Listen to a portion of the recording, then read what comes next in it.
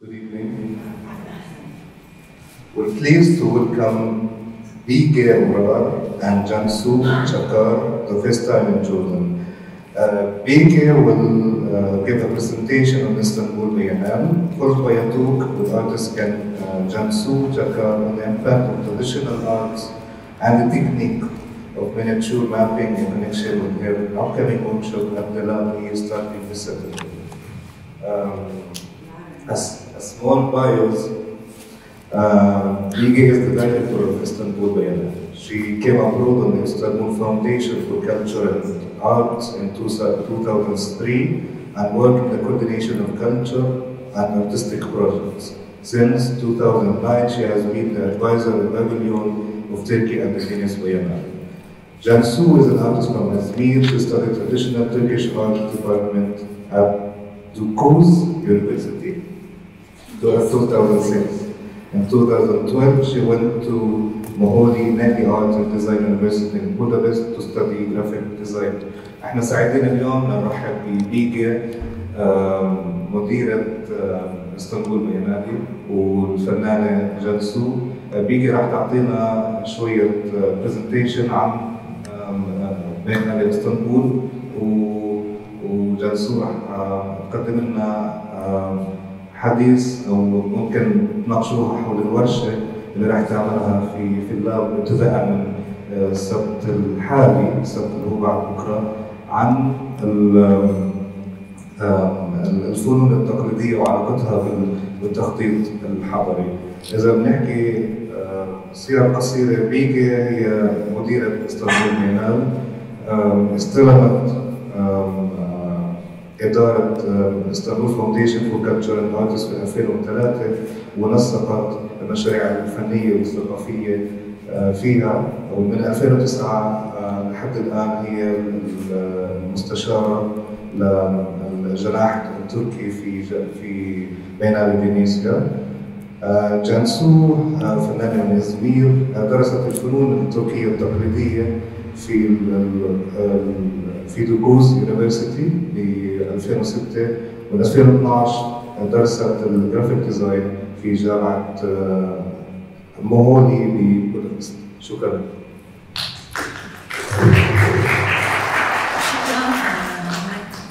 Merhaba, welcome all. First of all, it's a great pleasure to be in Amman and at Taratel Foundation.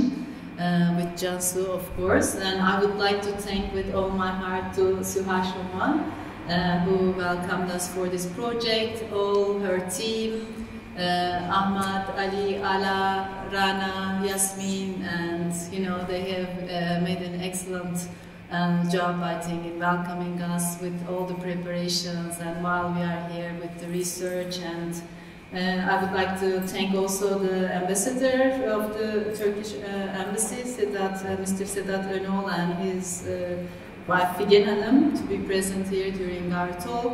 And I would like to welcome all the participants of the workshop who have kindly, showed their interest in participating in the workshop, and also our dear friends whom we have met during the previous days.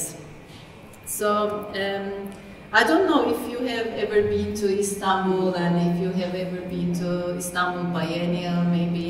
So, but I just wanted to make a brief introduction of the Biennial and then of course move to our plans for the next month. That Cancu will be, as you may know, Cancu Çakar, who is the artist that I'm working with.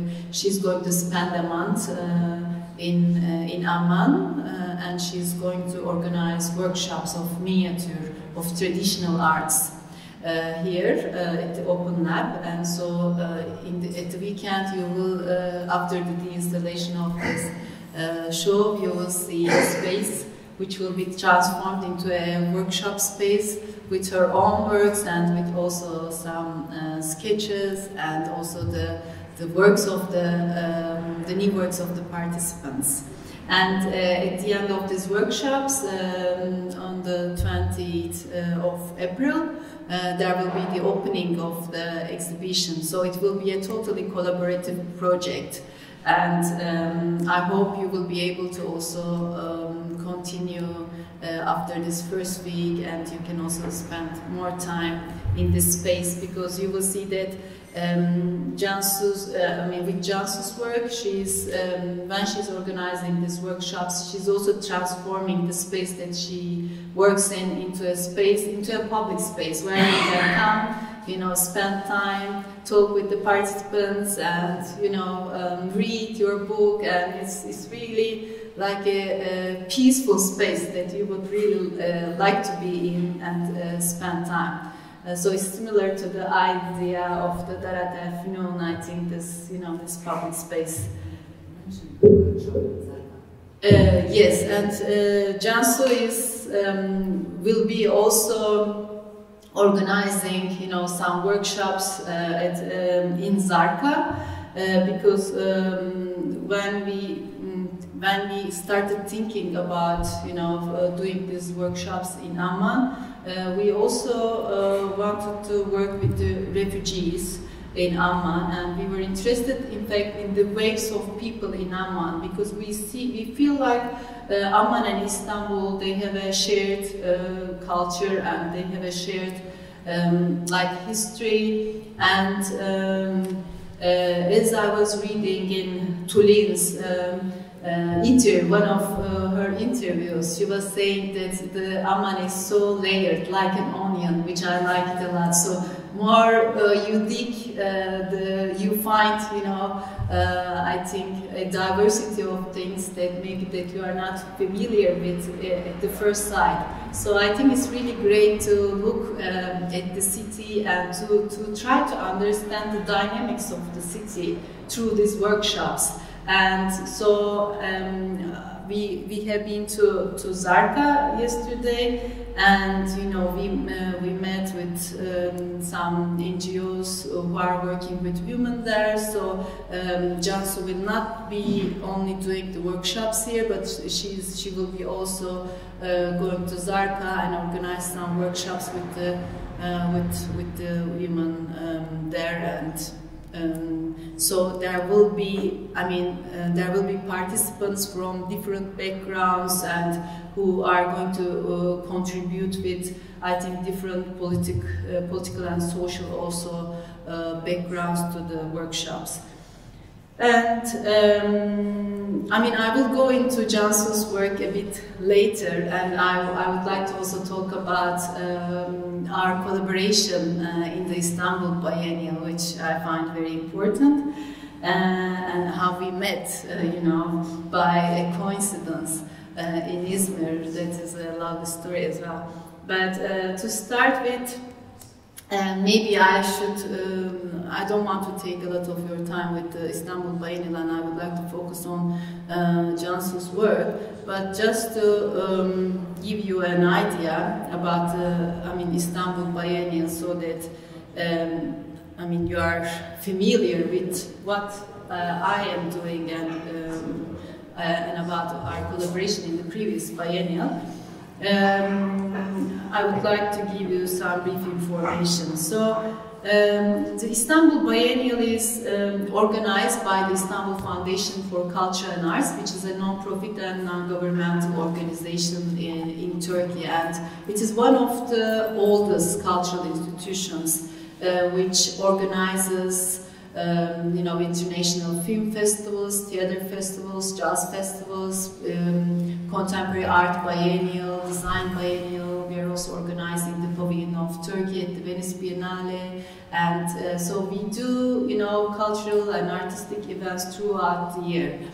And the Istanbul Biennial was established in 1987. So we are going to celebrate the 30th anniversary of the biennial next year in 2017, when we have the 50th edition of the biennial. And I think, an important, it's one of the most important, let's say, actors in the contemporary art field. As as the Istanbul Biennial played a very important role in presenting, you know, the diversity of the contemporary art scene from all around the world in Istanbul at the same time, and producing new works which are in relation to the city, and also presenting the contemporary artistic scene from Istanbul outside of Turkey, which was very important because there was a very strong, you know, artistic scene in Istanbul mostly, but also in Ankara and in Izmir in the 80s. But because of the lack of, you know, public modern and contemporary art museum in Istanbul, even there was a lack of a private museum back those days, and there were only maybe, you know, 5 to 10 galleries and not alternative art spaces. So Istanbul Biennial played like a role of a temporary art museum in the city, and we, for every edition of the biennial, we work with, you know, we invite curators from different parts of the world, and so there is a team that we develop for every edition of the biennial, and then we invite like maybe 60 to 100 artists to take place in this exhibition, which is being organized every 2 years. And so we are mostly focusing on the relationship of the exhibition with the city. So although it is a very international exhibition, the relationship with the local, you know, local people from Istanbul, and how we can have a maybe different, you know, perspective of on the city, you know, and how we can relate to different spaces in Istanbul. It's very important to us. And many other biennials have a permanent space. We don't have a permanent space, but some, you know, see it as a disadvantage, as a challenge, because you always have to find new locations. You have to build in the infrastructure of the spaces. You know, you have to build walls, take care of the electricity and whatever you need for an exhibition. But we, I think we were able to transform this challenge into an advantage, so that it gave us the possibility to move in the city to different spaces, and we were able to organize our exhibitions not only in conventional art spaces like museums or, you know, gallery spaces, but for example, we use old schools, you know, garages, you know, private houses, and we were able to transform some of these spaces. After the biennial, they were also, I mean, they continued to be the art spaces. Depot is one of the examples, and even Istanbul Modern, you know, the Modern Art Museum, the Modern and Contemporary Art Museum in Istanbul. The building was, we used this building in 2003, and then it was transformed into a museum space. So that gives, I think, also a lot of flexibility and the possibility to the artists to, you know, to think about their projects, and when they make the research in the city, they are able to choose the locations that they want to work with. So let me see. Yeah. So this is just a brief, you know, idea about how Istanbul looks like. And when we organized the previous biennial, which was open last autumn, we used like 36 spaces in the city. So it's really started in the northern part of the city, where the third bridge is unfortunately being constructed in this green area, and there was even a boat, you know, a fishing boat, which was transformed into an artwork, and which was going up and down the Bosphorus. And there were many locations in, you know, in Tophane Karaköy area that you will see, you know, at the beginning of the Golden Horn. And even we had, for the first time, some locations on the Princess Islands. So you need to take a boat for an hour, you know, to go to the island, and you know, you need to think maybe about the salt water and this title of the biennial, what it means, because it was I think it was a title which was open to different perceptions. So it started with the idea of the line, drawing a line, and where to withdraw, where to draw open, and where to draw out. And so we were also thinking about waves and patterns of waves, which have a direct relationship, in fact, with Jansu's work. And another idea of the exhibition was how to think about art as a, you know, or how can art play a role in healing our traumatic past. You know, we have, all of us have some kind of traumatic, maybe, memories, personally or collectively.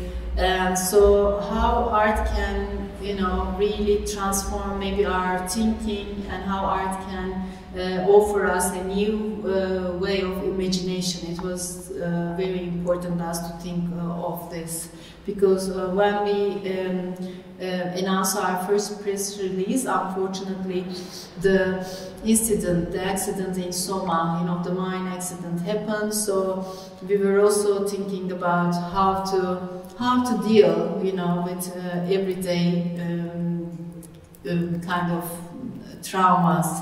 And so we thought that the answer is to continue and to let the artists, you know, to think about it and maybe present a different universe. So I will not be going into details, but I just wanted to give you an idea about how Istanbul looks like, because we are also with Jansu thinking about this, the idea of the mapping in Amman, and the idea of the waves of people in Amman, where do they come from, where do they go, and how do they use the city, you know, which neighborhoods are maybe used by, you know, by different communities. So that is one of the questions. So these are, you know, some works. I would like to also show you some works that that were presented. For example, the Hrant Dink Foundation was also one of the spaces of the biennial. You probably know Hrant Dink, the Armenian journalist who was unfortunately assassinated in 2007 in Istanbul. And you know, the Hrant Dink Foundation is planning to transform the office of the Agos newspaper either into a space of memory, but they are not sure if this should be a museum or if this should be, you know, a living space. So we invited Rene Gabriel and Irene Anastas to work in the space and to live in the space. Another space. So there were cultural institutions that we also collaborated with. I think that's very important, like Arter, Istanbul Modern, SALT, you know, these are the existing cultural institutions in Istanbul, and it's also important to, you know, share the visibility with these institutions, and also because of a practical reason that we had some works that needed to be presented in the in the museum spaces. So this I will go back later on. But another, which was so when we, sorry for this, there's another set of works that I would like to share with you, because when we are thinking about you know, traditional arts in Turkey is mostly acknowledged by the conservative part of the society. So, you know, as if contemporary art is, you know, a form of art which is like mostly practiced by the westernized party, the laïc party of the society, and traditional arts is always related to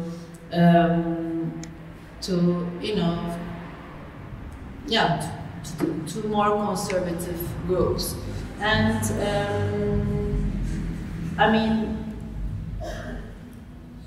one of the main questions with Jansu, Jansu has studied traditional arts, she has studied miniature, and you know, she's kind of trying to transform, in fact, this expertise, this experience, into a form of practice that can be also evaluated within a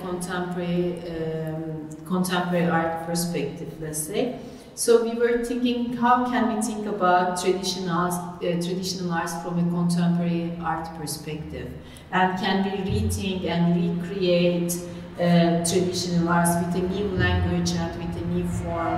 And is it possible that traditional arts can become a contemporary artistic practice which is critical and relevant to the context? And what are its potentials and its challenges?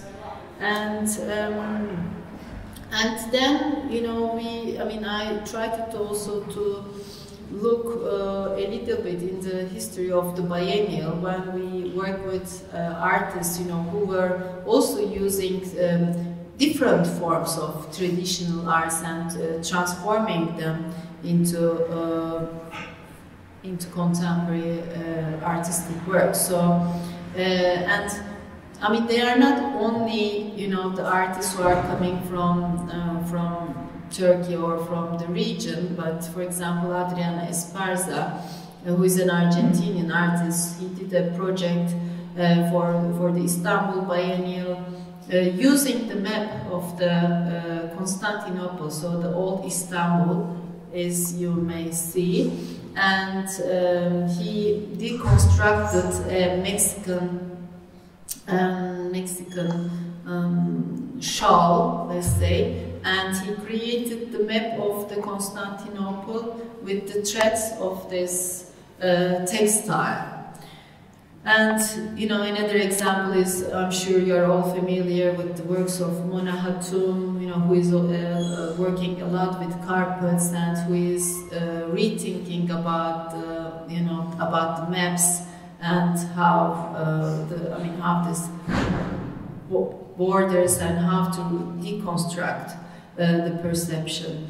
And another artist from Iran, Nazgülen Serinya, is also working with carpets. You know, she is thinking mostly about the relationship between the private space and the public space, and a carpet which is seen always as a, you know, as an object from the private space. She cuts it into two pieces and then, you know, brings them together and presents it as an object of the public domain. And another artist, you know, Shazi Sikandar, she works this very amazing video installations which are consisted of her watercolor, you know, paintings, and this is also a map of the region, for example, and how she, you know, uses colors, how she uses forms in order to talk about the lines and the history of the region was was very close to, you know, Jansu's way of practice. And another artist that we worked in the previous biennial is Aslı Çavuşoğlu, and what she did, she in fact used a very old technique, and this is the Armenian red that is only now produced in Armenia. So she worked with Armenian craftsmen, and this color is produced from some bugs, and these bugs can only be found in Turkey, in the eastern part of Turkey. And before, when there were no borders, it was Armenians who were living in the current Turkey at the moment. They were able to produce these bugs and then produce this color, this red color from the bugs, and also use it in many, religious or whatever books. And so she kind of tried to revive this technique, because if not, it's going to be forgotten and it's going to be lost in a near future. And she worked with this, craftsman from Armenia, and she produced these books and the drawings which are presented together. So these were just a couple of examples to remind us how traditional arts can be also used as a tool or as an explanation in contemporary art practice. And now, we would like to, yes.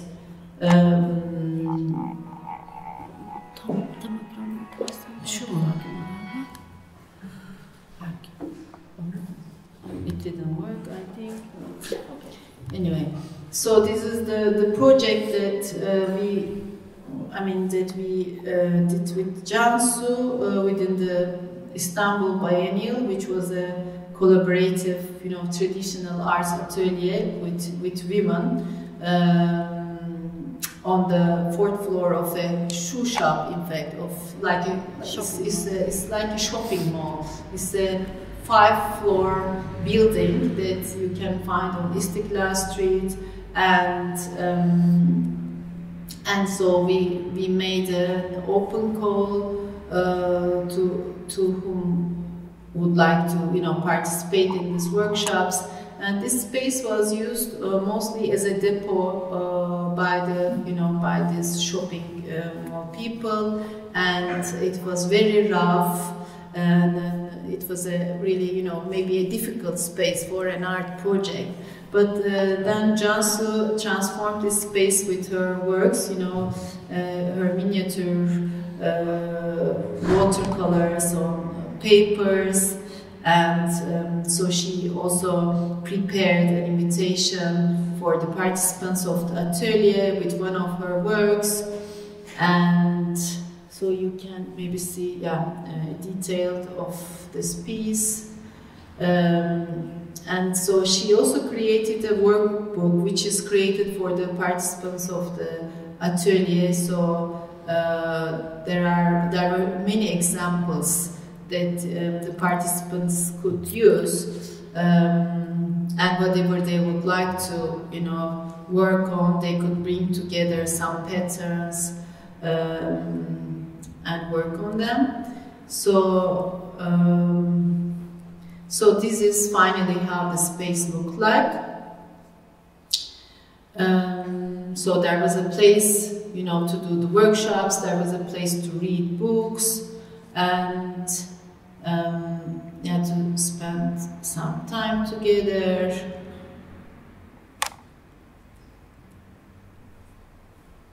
So it was really transformed into a space that people wanted to spend time, and these are some examples of the works which were produced in the atelier by the participants.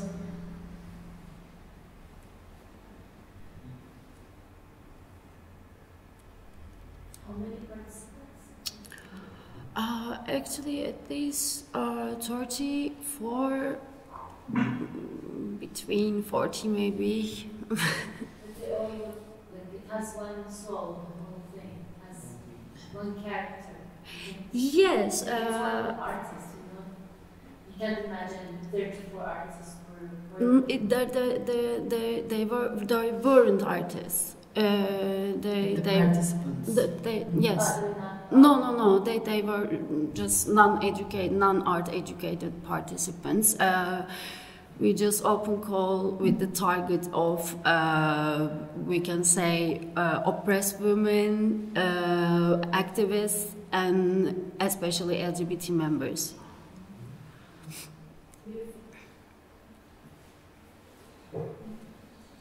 So the idea of these workshops was to organize it like for 2 months during the period of the biennial, and the same participants would attend these workshops. And Jansu, before this project, she also worked with prisoners for 6 months with the same group of, I think, 15 prisoners. Mm-hmm. And so she also had this, you know, this idea of always working with sub-cultures and with you know, the excluded in a way in the society, not only but also, I can say. So it's in a way like a research also about, you know, the interpretation of participants from different backgrounds.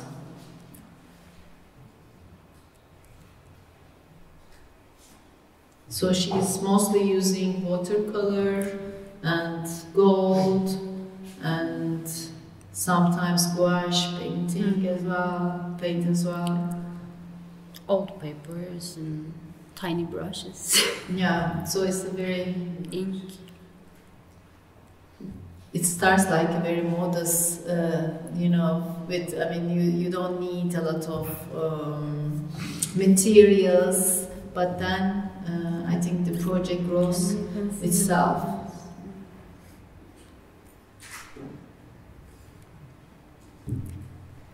So, I mean, we hope that in Amman, you know, this idea of workshops with participants will also maybe let Jansu to you know, understand more about the city and the dynamics of the city, and we are also thinking about, of course, the healing effect of this practice, you know, of art. How art can play a healing role, you know, dealing with these traumatic events of the past.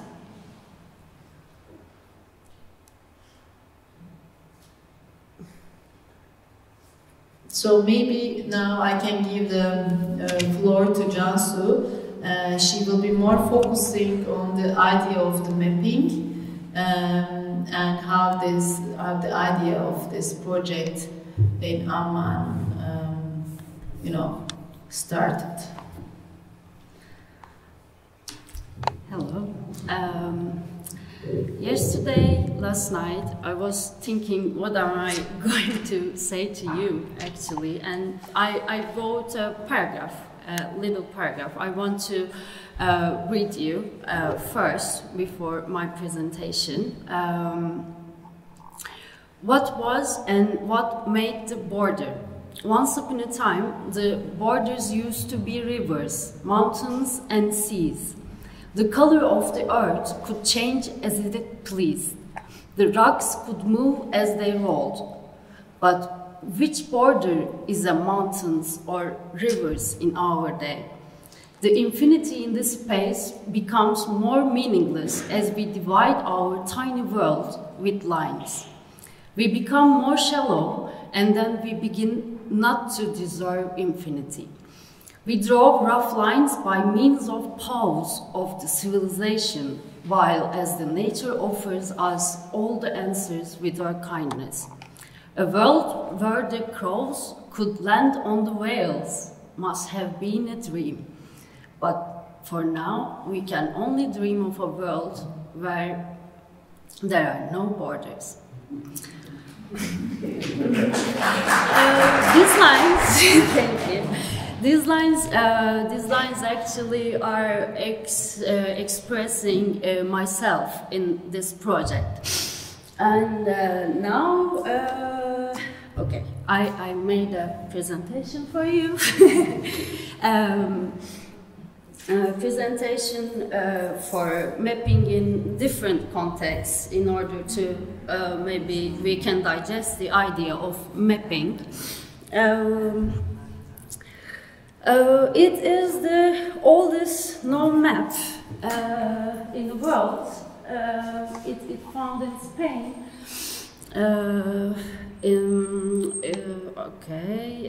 And it's actually a mobile map. You can see the mobilization with the lines he or she drove. Yes, I wanted to begin with the oldest map.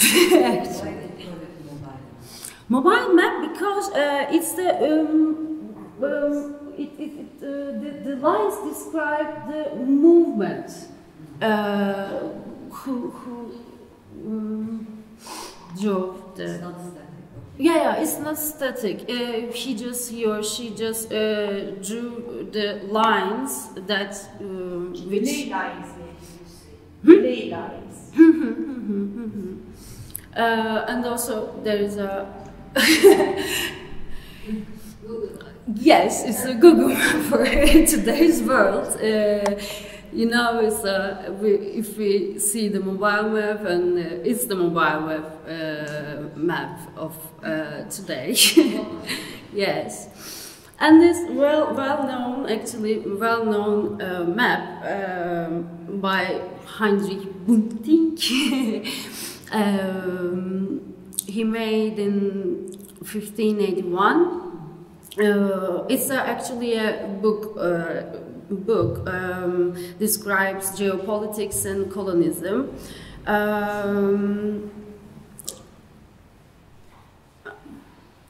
And okay, it is really important for me. I don't know. It's the first city map in the world, made by Giambattista Nolli in 1748. It describes the meaning of public space. It is Rome actually, and it describes the patterns of private and public buildings and their relationship to the entire urban ensemble.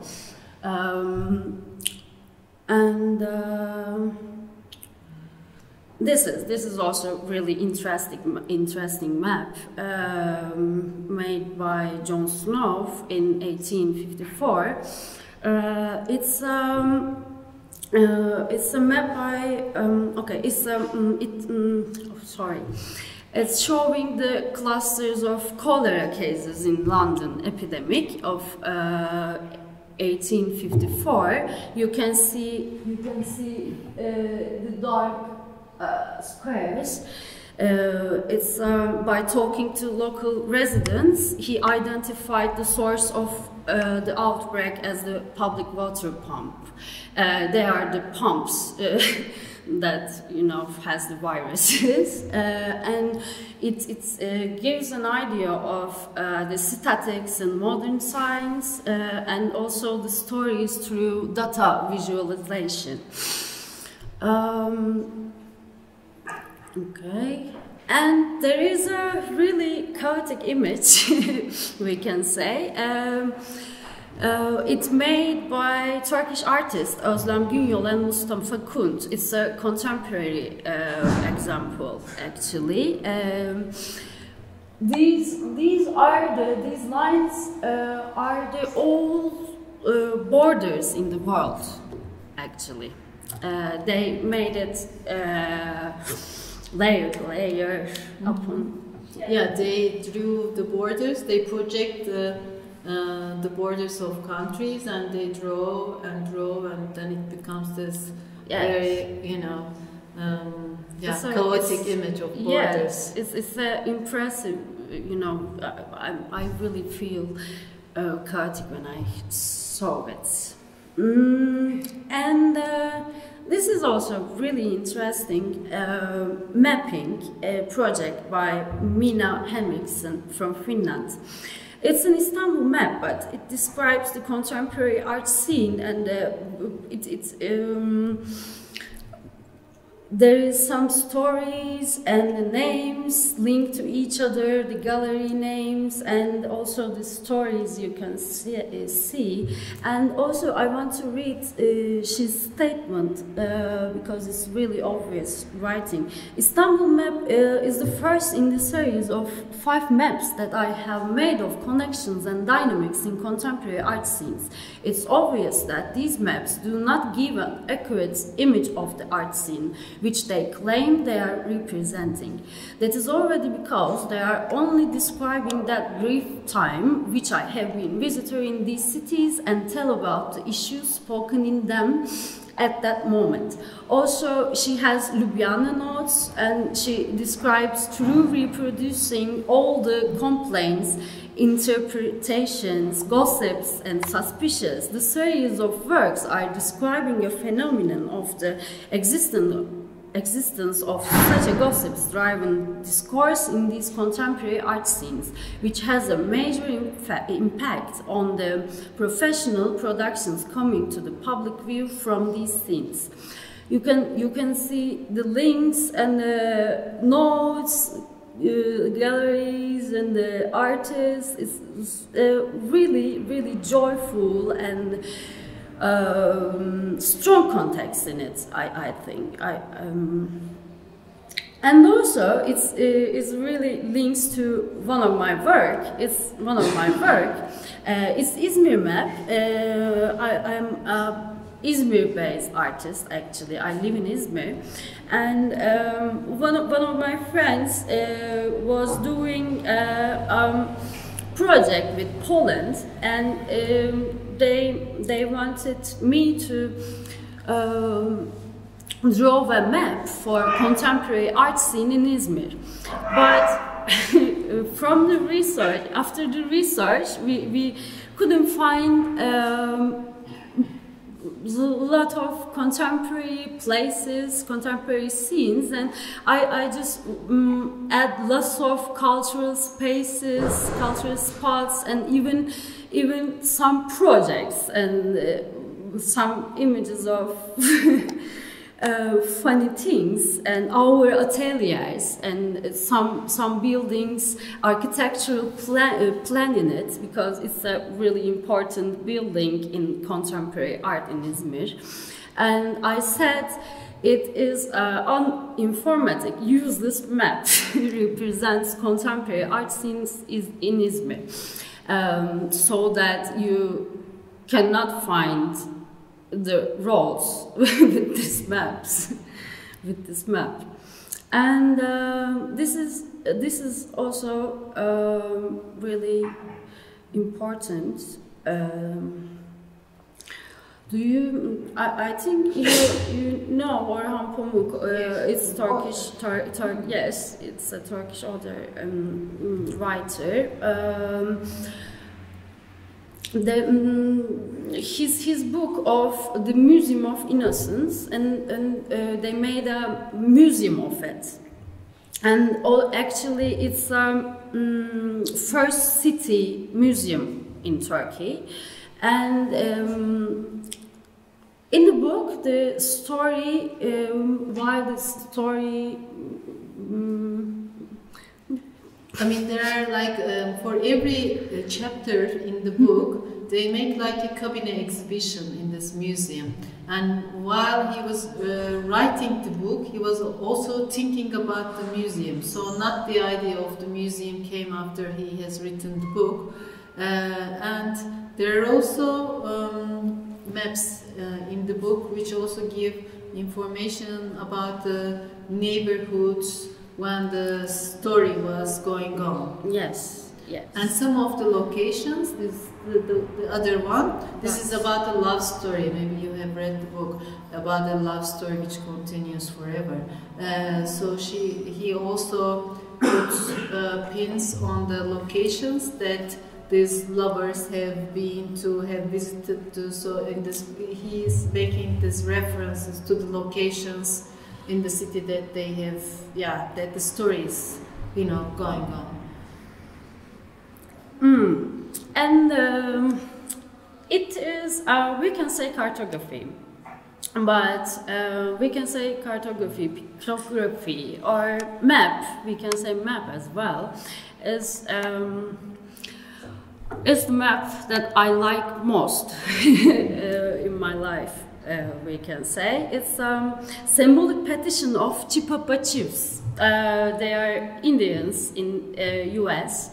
And in 1849, they drew this petition, this image for the minister, and the idea was they just wanted to protect their nature and their lake and their existence. And protecting their tribes, actually, but they forced to migrate somehow. It's really romantic, we can say. Contemporary elders say that the lines from the hearts and the eyes of the catfish, manfish, bear, and the tree marten to the heart of the eye of the crane signify that all the headmen share the same views. Also, these are the animals that around the lake represents the men of the tribe, and they link with the line to each other. And the last line we can see going out from the crane's eye indicated that the entire group had authorized Chief Buffalo to speak to President on their behalf. And it's another one, actually. It's a lake of Michigan and Wisconsin, and all the animals represent one who is in the tribe. And also, I just wanted to give you an idea of migration route. These are these stars, like migration route from the east to west. Chipapa chiefs forced migration route, we can say. And finally, it's my last work. It's a, we can say, fiction map, but it's actually a Turkey map. I spread our region around, and it names "The heart won't grieve over what the eye won't see." It's a criticizing map, we can say, but in the context, I just want to criticize. Maybe Bige can.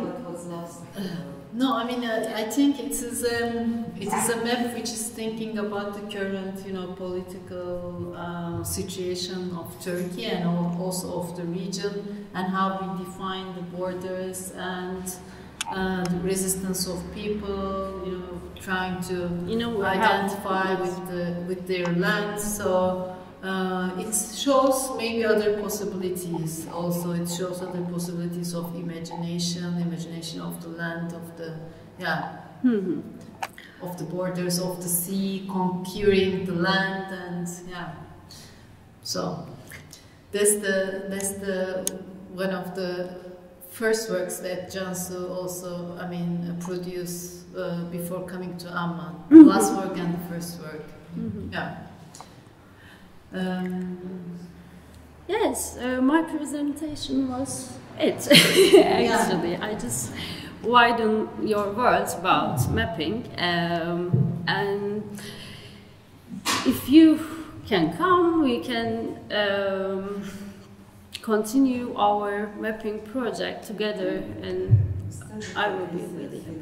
You have the forced migration, the map of the forced migration. We can think about the forced migration of the Syrian mountains. You see it through mountains. So it would be interesting maybe to examine the subject.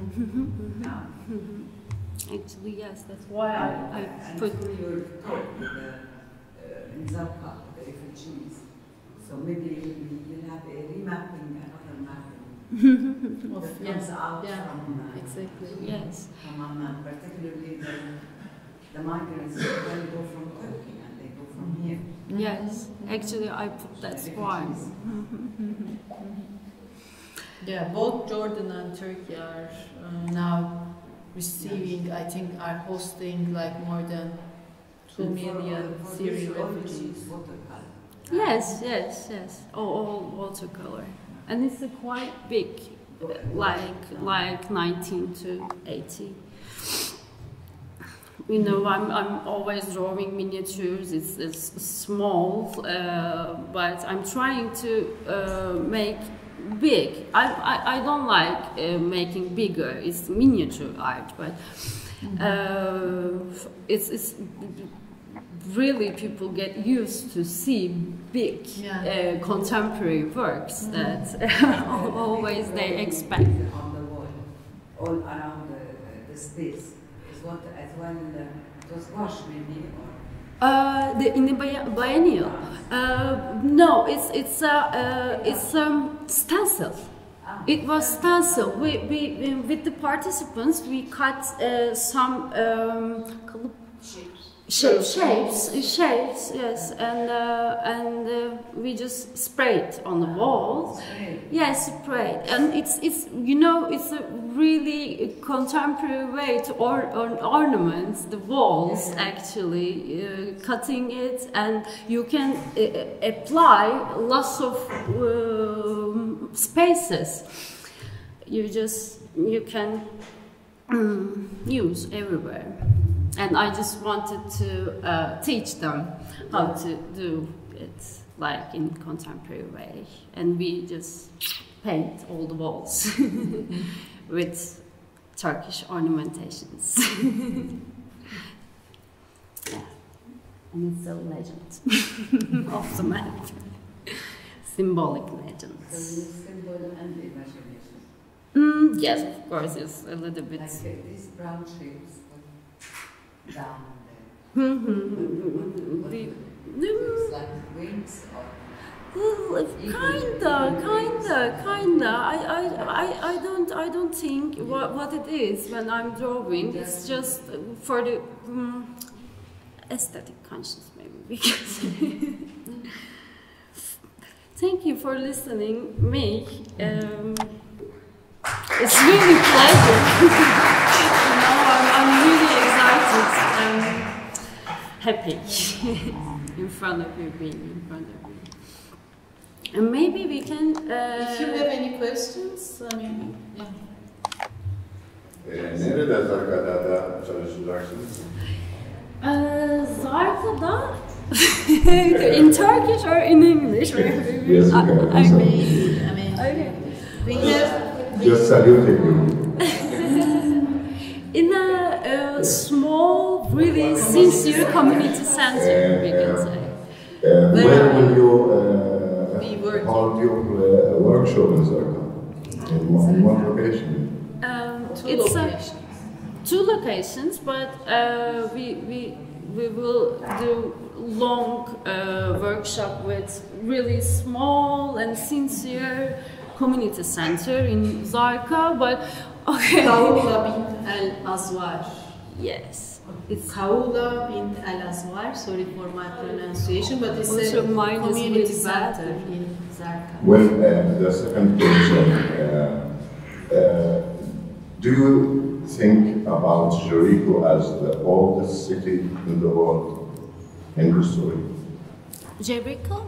Jericho, a Palestinian city. Yeah, it is the oldest city. Yeah. Okay. Pronunciation is Please do think about it. Okay, Yeah. okay. I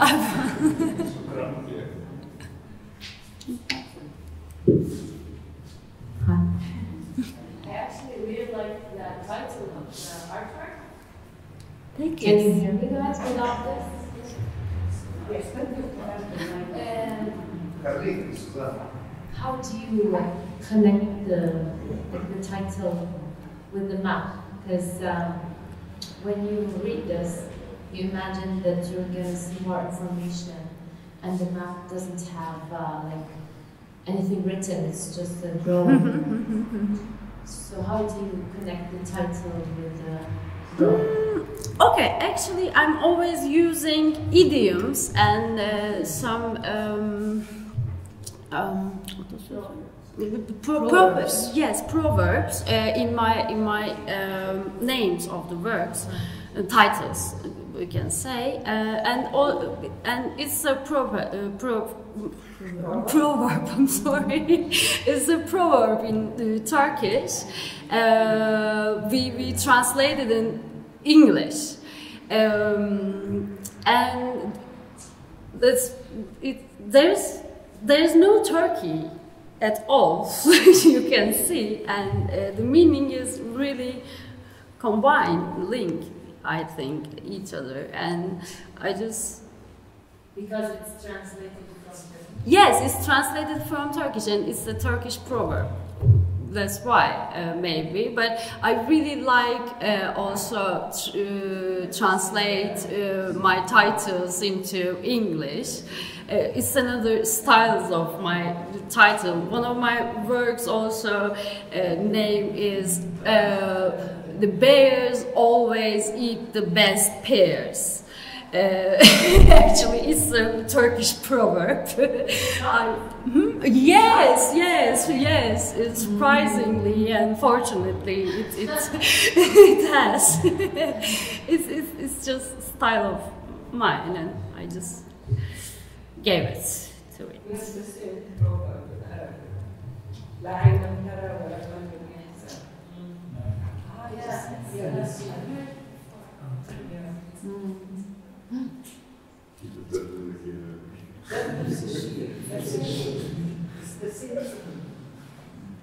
So you have it also in Arabic? Yes.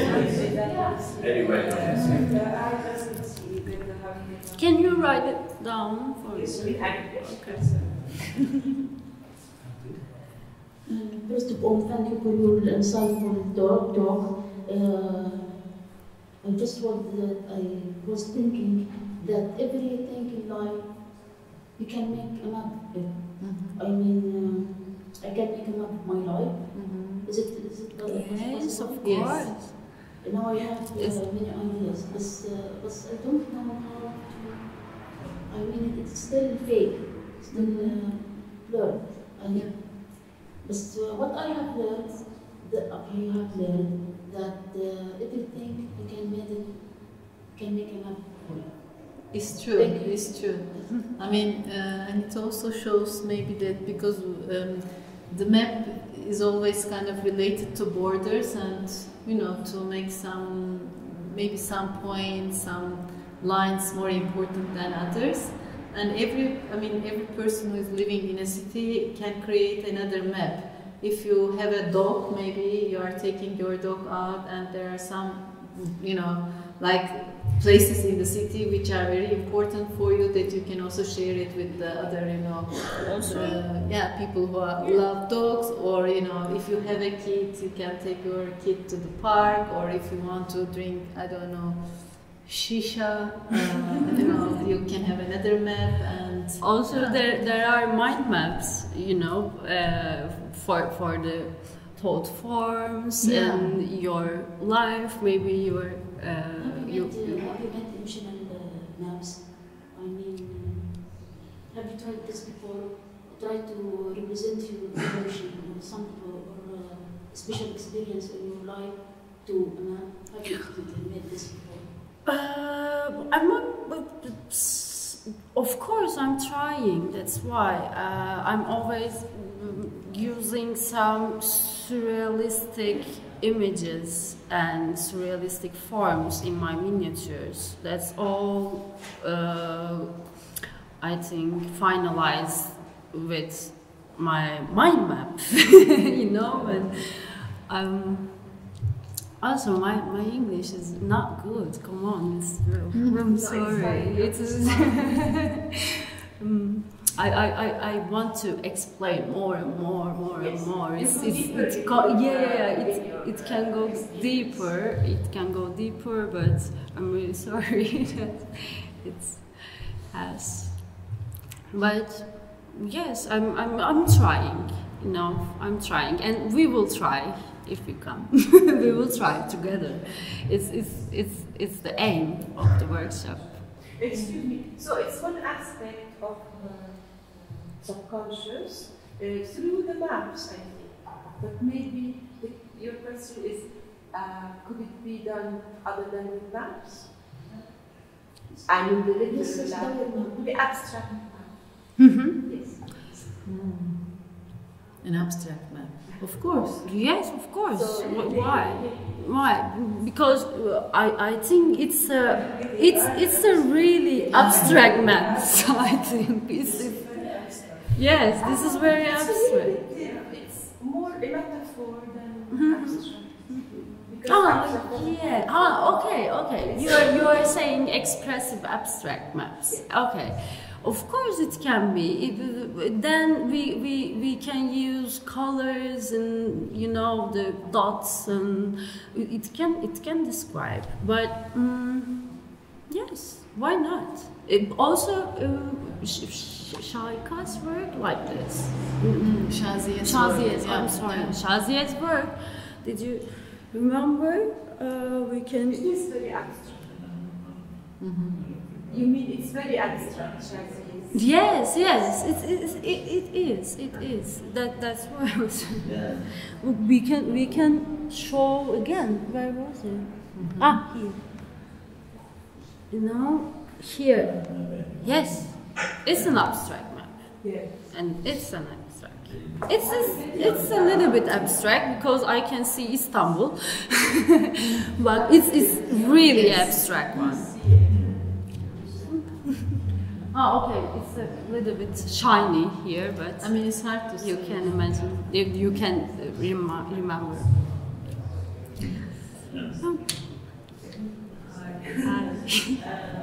I'm just wondering, like, how do you work with your participants? Like, you have this interest in mapping. Like, what is your interest in mapping a place like now here? And how do you work with the participants in the workshop? Like, how collaborative is the work?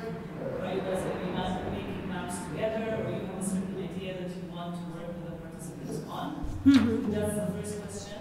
And then the second question is, like, I know you were talking yesterday about, you were looking also for people working in crafts and kind of traditional arts here, and how it was difficult for you to find these kind of these people. So I don't know, like, how, like, if you had found these people, or if you find them, like, how would you incorporate the traditional arts from here in your work? We will see when I find, I think, because it's an empty question, the answer in my mind now. And for the first question, I'm thinking one by one, working one by one, not group with the group. It will be a specific of the participant, specific map, personal maps, we can say. We will use patterns and things, and we will copying the patterns into the papers. We will use watercolor and gold, not real gold at first, but we will try personal. If I may suggest, I have a project of arts and crafts. I have a gallery on top of the gallery I was telling you from, that has the traditional crafts, and then below I have the arts.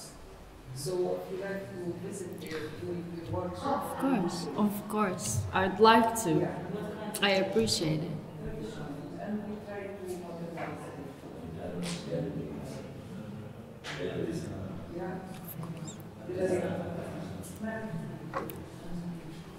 Hello, was wondering what you heard the last one. Is it also a statement on censorship?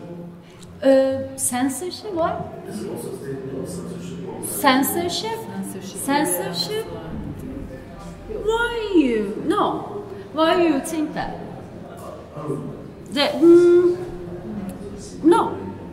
No. Maybe you okay. In politics, you are. We can say it's a censorship. It's a I mean, it's more like a rethinking of maybe of the future of Turkey, or yes, I think it's a it's just a fiction. When the world become world, it could be like this. First I just imagine before I start to draw.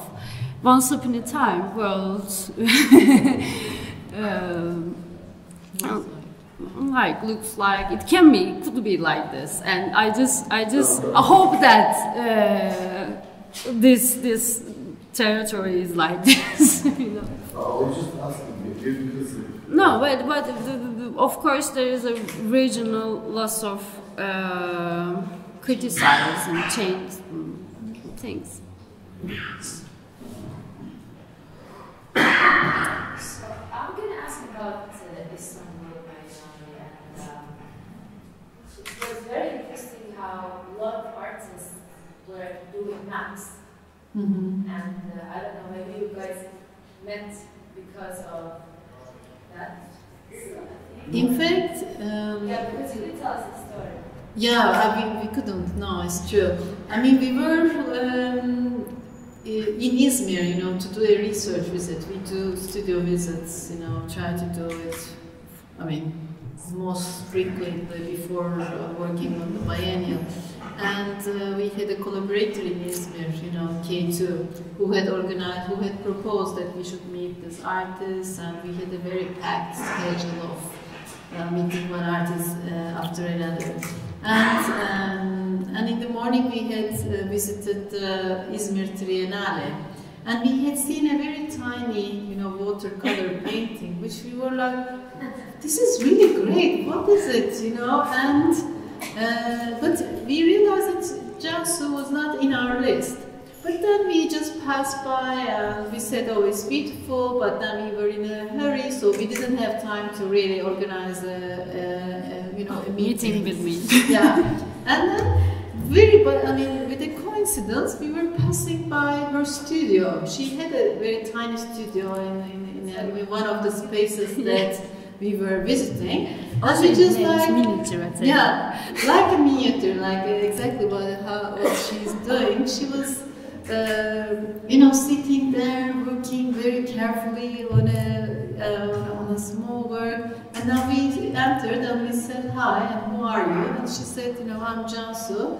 And then we realized that she was the one who did these watercolor paintings that we had seen at the Triennale. We don't have the image here, no. The watercolor, maybe you can. No, I can. Yes. And so, and then we also found out about the story with the prisoners, because it's really unbelievable that she got all these permissions herself. She didn't work with an institution. She got all the permissions from the, from the prison, which is very hard in Turkey. It's not easy. And then, giving like 6 months to these workshops that you don't earn anything and you spend half of the year. And there's something very, special, I think, about her, and how she very sincerely, really collaborates, in the full meaning of collaboration. So we were very inspired by her work, and then we asked her if she wanted to do a project, you know, for the biennial, and she said, "Really, really?" It was. She was so. The maps are. It's really small. It's really small. The maps, I mean, Izmir the bag. maps, I mean, she didn't It's really Izmir work on bag, maps yes. for the biennial, but then after the biennial, we were having, you know, Yes. like lunch together. We were thinking what would be a next project. Yes, I'm always And using then brushes. Questioned, you know, what, I mean, how would it be to kind of to take this project to, you know, to Amman, which we think that, you know, there are some similarities, and also she had also worked with refugees, you know, but a very small group of refugees in Istanbul. And so thinking about the history of Amman and now the current situation with the Syrian refugees, I mean, we were thinking, would it be meaningful, you know, to come here and to do these workshops, and how would it resonate, you know? And so that's how the project, you know, started, let's say. So, any final question? I think we're done. Thank you, Shukran.